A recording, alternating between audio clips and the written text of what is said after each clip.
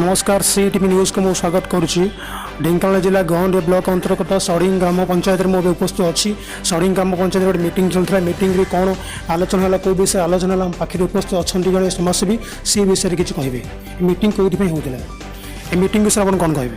मीटिंगटा पंचायत ये होता कि आमर जो सब पंचायत कौन कार्यक्रम होची लोक मैंने जापर ना से आम लोक मानू जनईदेवाई प्रति मसरे मीटिंग डाकू किंतु आज मीटिंग डकाही कहार कौन असुविधा कि कौटी रहीगला घर खंडे पाइलानी भत्ता रहीगला इंदिरावास रहीगला से लोक आम डाकीचु मीटिंग करुचु आउ लोकों पाखे सब जो आसूची नवीन पट्टनायक सारंकर जो योजना पर योजना आसूची आम से लोकों पाखे पहुँचापी ये मीटिंग करूँ आउ धन्यवाद दूची नवीन पट्टनायक सार को आमर श्रीजुक्त सुधीर कुमार सामल महोदय सी आमको एते उच्चकोटी आशीर्वाद करुँच आम गोंदिया ब्लॉक को अनाऊँच आम सड़ंगी पंचायत को भी अनाऊँच जहाँफल कि आम आज धन्यवाद जनइबी जो आम गाँ आज बहुत डेवलपमेंट होती धन्यवाद जनाऊँगी।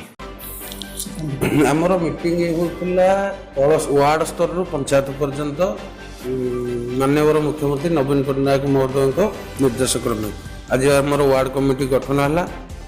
आम पंचायत 11टा वार्ड 11टा वार्ड रु विजु जनता दल महिला प्लस पुरुष मैंने मेम्बर रहिले 11टा वार्ड रु तो माननीय विधायक सुधीर कुमार सामल निर्देश क्रमे आम आमर पर्यवेक्षक आसते ब्लॉक सभापति आसी निर्देश क्रमे आम कमिटी कलु एवं लोकों पाखक विधायक महोदय निर्देश तुम लोकों पाखक पहुँच तेणु आम जो 50 भाई आज बसी 11टा वार्ड लोकों पाखक जीव सुखर दुखरे समस्त को साहाय्य कर मीटिंगटा ये गोटे थर ना सब थर मस मस कि वर्ष प्रति वर्ष आमर आज निर्देश आज आमर है सब मंथ रे सब मसरे थर थर बसे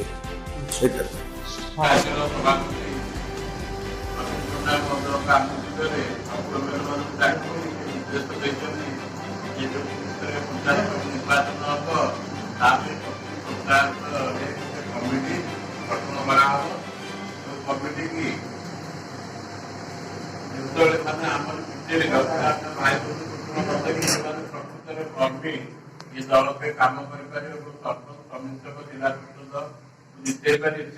मेम्बर रखा सैड तो आम विजेडी कर्मी मैंने रही निश्चित तेणु यहाँ विधायक डाक आमको निर्देश देते तेणु आमको ये कमिटी आम जीवन में 1 नंबर जीवन में आम रहीगला आम 3-4 जन दायित्व तेणु आम कार्यकर्ता बैठक आम मुख्य जो 2 जन हाउस हम 3 जन 2 जन लाखे वार्ड कर्मी देवे आ महिला रे महिला पंचायत प्रेसिडेंट बाध्य रहा महिला पंचायत प्रेसिडेंट छात्र विजेडी जन आम पाखे रखा ऐसे गुरुत्व अलगा करेंगे तेणु आज अपेक्षा प्रति वार्ड 2 जन मुख्य लोक जो मुख्य लोक बीजेडी आगदारी थे जो इलेक्शन बेलू आप डाकिले कैंडिडेट डाकिले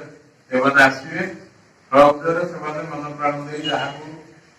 दल टिकेट दिज्व दल टिकेट ना जहाँ दल सिलेक्ट करेंगे समर्थन करेंगे समर्थन करेंगे आज कमिटी आज डाकिबार अभिप्राय आपण समस्ते ना प्रति वार्ड 2 जनकर नाम देते मोबाइल नंबर देते।